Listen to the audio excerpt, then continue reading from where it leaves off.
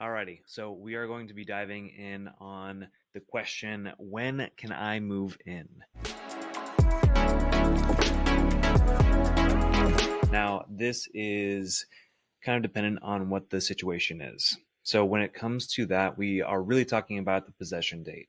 And when it comes to the possession date, there are kind of three main scenarios, and frankly, really only two main scenarios that we usually work with in this situation.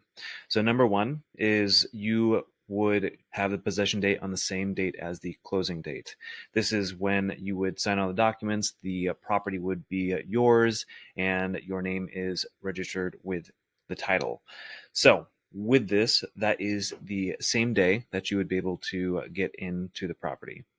Now, the second option that usually comes up when you have sellers that need to stay there or have rent back for a certain amount of time would be the possession date will be after the close date. So let's say that the close date is on January 15th, but you gave the sellers 2 more weeks or 15 days, and that's the date you would then have full possession. So on the close date, you would technically still own the property, but you are then renting it to the sellers until 15 days after January 15th.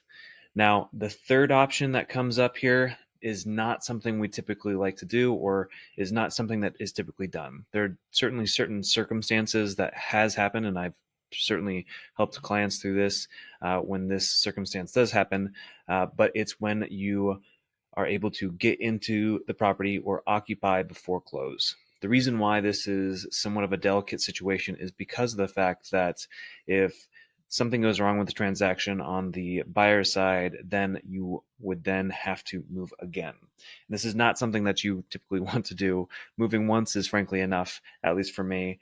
And it is one of those things where you would then have to also pay rent for living in that space. Usually you will have some grace period in terms of being able to move out.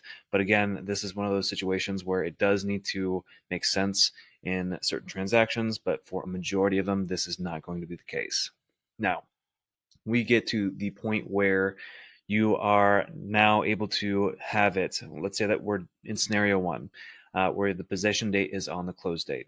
So the biggest thing here is that usually if we're waiting on the title to be recorded. So I will most likely schedule a hugs and keys session with you where we could be seeing the property or having you get into the property by 3 p.m. But we usually aim for about 5 p.m. But just be aware of the fact that you may be able to get in a little bit earlier depending on when the deed is recorded. And that's something that I will communicate with the title company with, and then let you know of whether or not we would be able to go see the house sooner rather than later. With that in mind, if you have any other questions about what the possession date is, if there's any other details of that nature, feel free to reach out to me and I'd be more than happy to answer any other questions you have for me.